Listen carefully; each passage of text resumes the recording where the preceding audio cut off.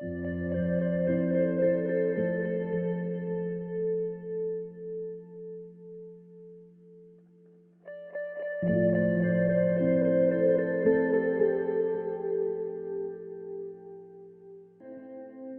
one word, how would you describe the earthquake? Scary.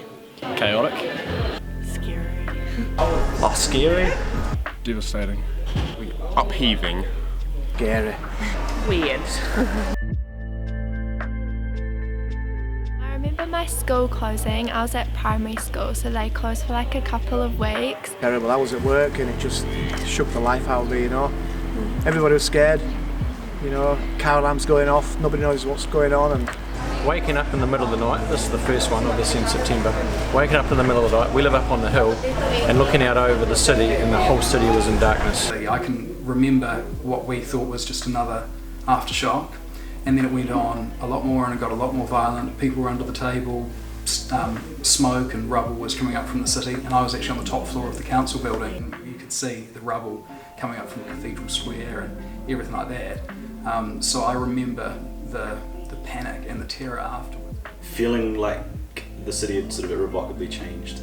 Chimneys stacked up on front lawns, buildings that would sort of half crumbled down and been exposed, and a sense of, I guess, uncertainty, which is a big thing, that idea that it was hard to know what came next. You have to rebuild buildings and you have to rebuild the economy, but you also have to keep the people well. And so the things that are devastated in an earthquake or any major disaster are people's sense of safety, people's sense of calm, people's sense of connection. As a teacher,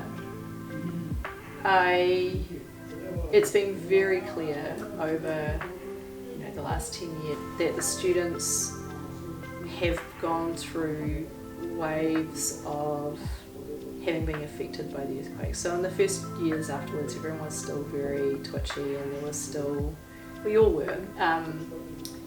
It was hard to talk about the earthquakes. It was still really traumatic for a lot of people.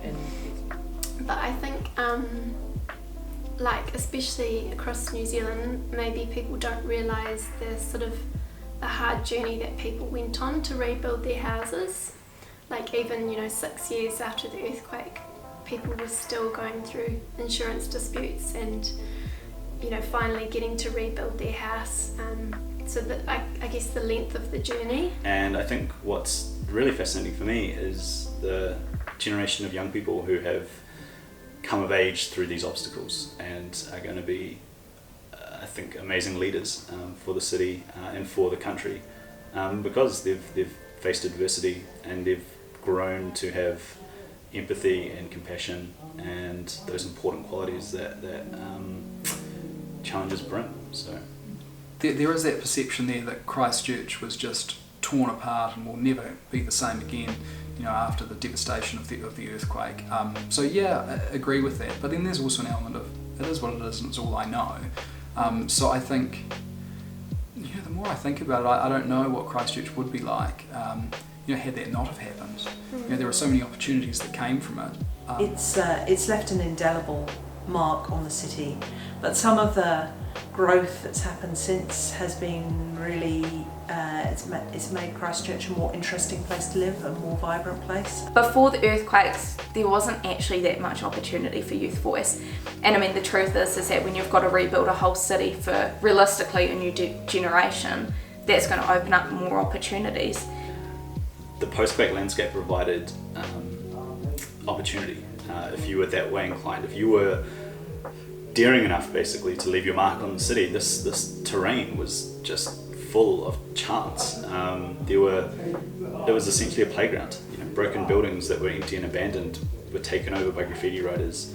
The empty lots exposed large walls that were perfect for wall paintings and murals. The central city is the heart, so it'd be really cool to see that heart just beat a little bit more. Urban art was able to take part in the conversation of what the city was going through, and I think that was a really vital element of making sense of it all. The fact that you could walk through and then you could see some gesture that someone had made kind of reminded us, I guess, of the power of action as much as anything else. I think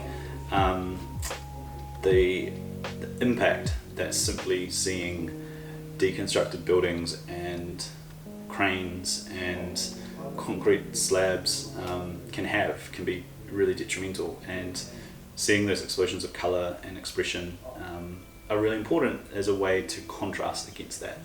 I think if we hadn't had that presence and we'd just been facing this practical rebuild,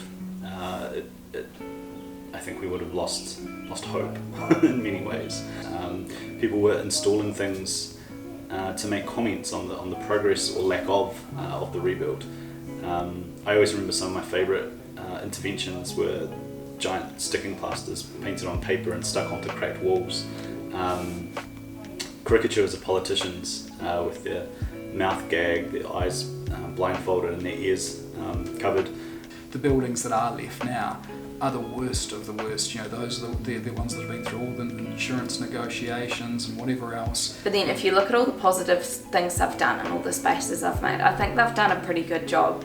I mean, there's no handbook for how to rebuild a city. The rebuild of the people, some people are still really hurting, so I'm not satisfied with that. I want us to care for each other so that we all come through as well as possible.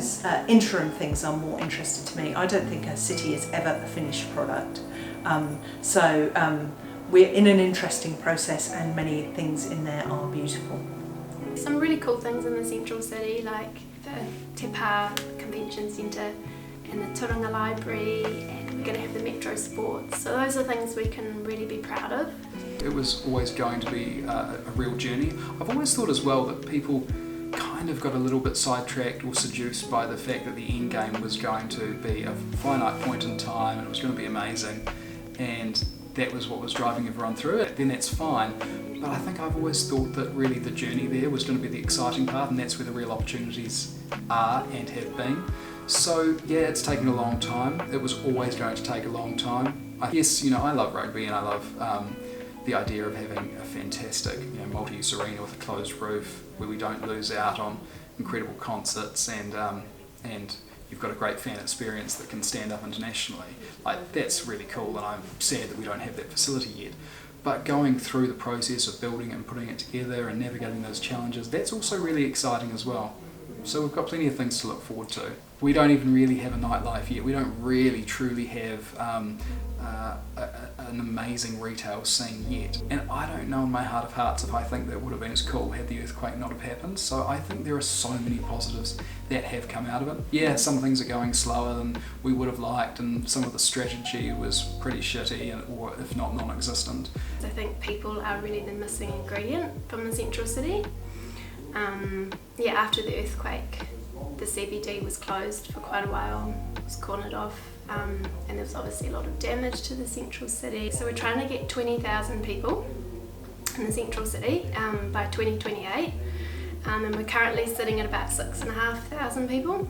So we've got quite a few more to get in. I think that you can kind of crop a few images and be pretty proud of your city, but I don't think that as a whole our city is truly there yet, and the central city is at a point that I would want to shout from the rooftops, haven't we done an incredible job? We need 20,000 people living in the central city. We need heaps of nightclubs in there, amazing ones that people are impressed with, some of those high-end luxury brands and all that sort of stuff. When they want to commit to the city, then I'll think that we're starting to get there. I've always thought that I've seen, it feels like 5 different cities in the last 10 years. Just these phasal kind of incarnations that go through. And it's a mammoth task. I mean, the reality is that there was so much to do. Of course, there are things that are disappointing, there are things that are unpleasing. Often I'm less pleased with the response that a lot of people have, this negative response to what happens. And I find looking for problems, looking for the bad, just makes it tough. I think Christchurch is a better city as a result of the earthquake, and admittedly, a lot of people lost loved ones, limbs, and their lives,